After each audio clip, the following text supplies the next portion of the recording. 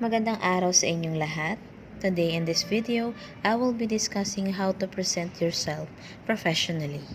Sa session na ito, pag-aaralan natin ang 10 importanteng topics na makakatulong sa inyo bilang isang Key Account Associate ng Rapido. Our objectives is to equip freelance Key Account Associate with the knowledge and skills necessary to represent themselves and the company professionally in interaction with merchants or the store owners. Ano nga ba ang professionalism? Ang professionalism ay ang pagiging committed mo sa trabaho ng may dignidad, kumpiyansa at pagiging maaasahan. Ibig sabihin, mataas ang pamantayan mo para sa sarili mo, nagmamalasakit ka sa bawat aspeto ng trabaho, alam mo ang salitang honesty at ang pagiging responsable. Sinisigurado mo na ang bawat effort mo ay nakakapagbigay ng magandang resulta. Palagi nating tatandaan na ang professionalism is not the job you do. It's how you do the job. Ibig sabihin, hindi lang sa trabaho mo nakasalalay ang professionalism, kundi sa paraan ng paggawa mo nito.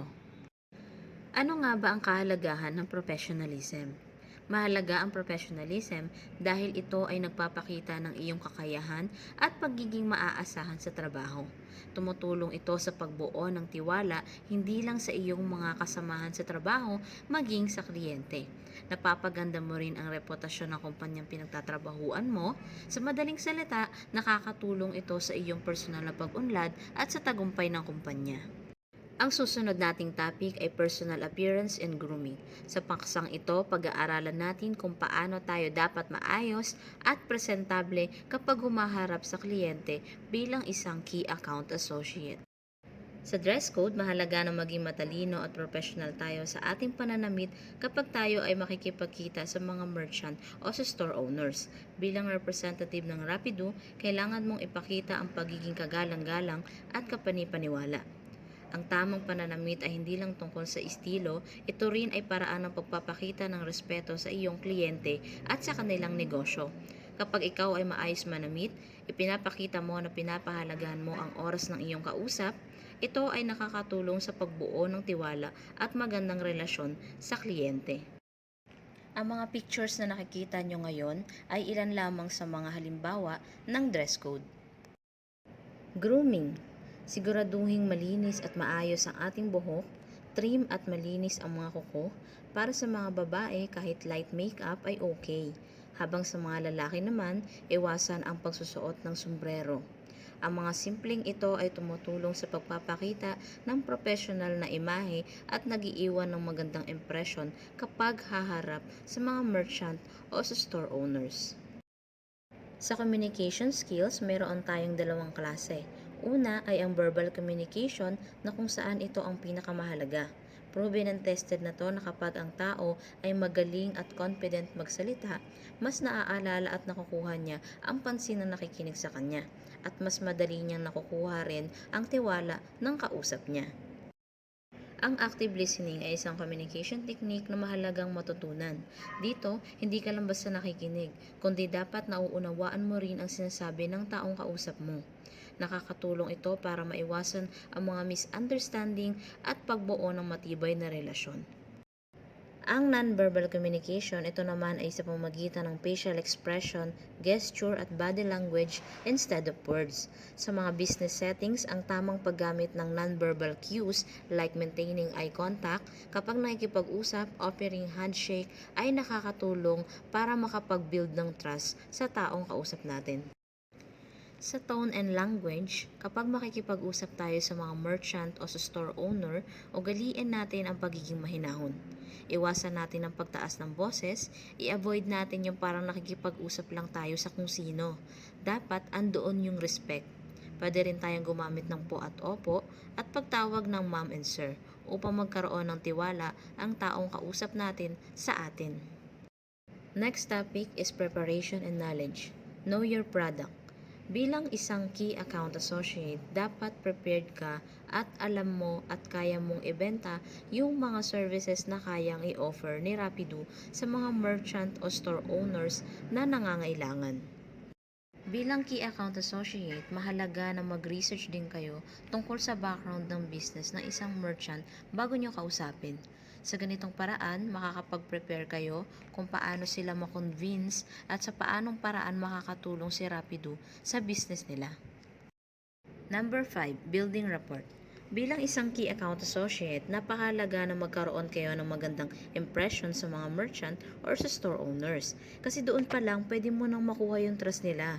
Kapag nakita nila na sincere ka sa pangangailangan nila at gusto mo silang tulungan, hindi rin sila magdadalawang isip na magtiwala sa'yo at may possibility pa na magkaroon kayo ng long-term partnership. Empathy and understanding. Bilang isang Key Account Associate, mahalaga ang pagbuo ng rapport o magandang samahan sa mga merchant at store owners. Hindi lang dapat tungkol sa pagbebenta ang iisipin mo, kundi ang tunay na pag-unawa sa kanilang pangangailangan para maibigay mo ang tamang suporta. Tandaan, ang pagbuo ng rapport ay tungkol sa paglikha ng pangmatagalang relasyon, hindi lang isang mabilisang transaksyon. Number 6, professional conduct. Punctuality. Kapag nag-set up tayo ng meeting o appointment sa mga merchants, mahalaga ang pagiging on time. Hanggat maaari, iwasan nating pag-antayin sila. Kapag ikaw ay maaga sa oras na napag-usapan, nakakatulong ito sa pagbuo ng positibong relasyon at nagpapakita ng respeto sa oras at commitment ng iba. Reliability. Bilang isang Key Account Associate, mahalaga na bigyang diin ang pagiging maaasahan dahil ito ang pundasyon ng tiwala ng mga merchants. Iwasan natin mangako o mag-commit ng mga bagay na hindi naman natin kayang gawin. Kapag ikaw ay maaasahan, mas lalong magtitiwala sa iyo at magiging daan yon para magkaroon kayo ng long-term partnership. Ethical behavior. Para sa mga Key Account Associate, mahalaga ang katapatan, integridad at ethical behavior sa bawat pakikipagkita sa mga merchants dahil dito nabubuo ang tiwala at kredibilidad. Ang honesty ay nangangahulugan ng pagiging totoo at bukas sa lahat ng komunikasyon. Kapag tapat at transparent ka, nakakakuha ka ng respeto at pinagkakatiwalaan ka. Kaya dapat, tama ang pagpepresenta mo ng mga produkto o serbisyo, malinaw at tapat ang mga impormasyong ibinibigay mo sa kanila at hindi kasinungalingan lang. Ang ethical behavior naman ay isang guide sa paggawa ng desisyon na nakapokus sa kapakanan at kung ano ang makabubuti para sa mga merchant. Sa kabuuan, ang honesty, integrity, at ethical behavior ay makakatulong sa mga Key Account Associate upang magampanan ang kanilang tungkulin ng maayos. Number 7, handling objections and rejection.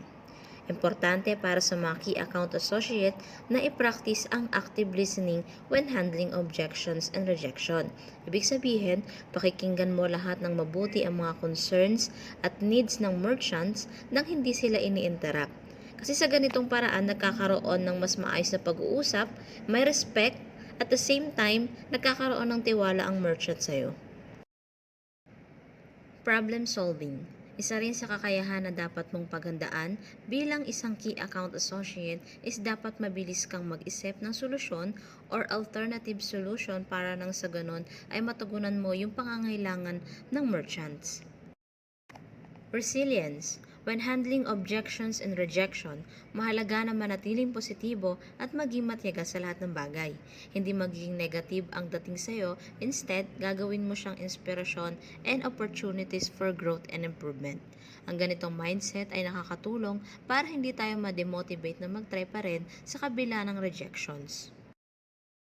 Number 8, follow-up and consistency. Sa post-meeting follow-up, after meeting with the merchants or store owner, mahalaga na makapag-email tayo sa kanila agad ng thank you email or follow-up message. Nang sa ganon, ipinapakita nito na pinapahalagahan mo ang oras nila. Nagpapakita din ito ng pagiging professional. Bukod dito, nakakatulong ito upang malinaw ang mga napag-usapan at kung ano ang mga susunod na hakbang na inyong gagawin.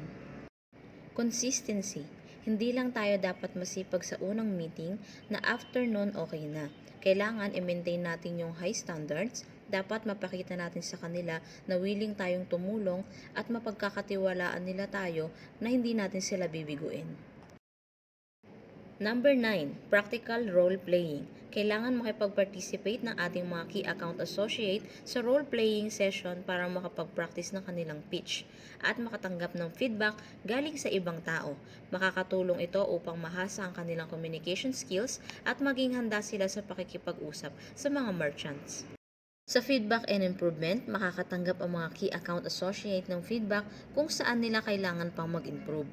Ang feedback na ito ay makakatulong para mapabuti ang kanilang performance at pagiging epektibo sa pakikipag-ugnayan sa mga merchants.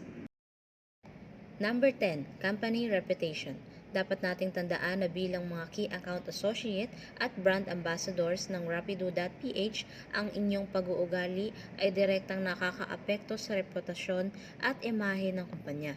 Kaya't mahalaga na palaging maayos at professional tayong lahat sa lahat ng oras.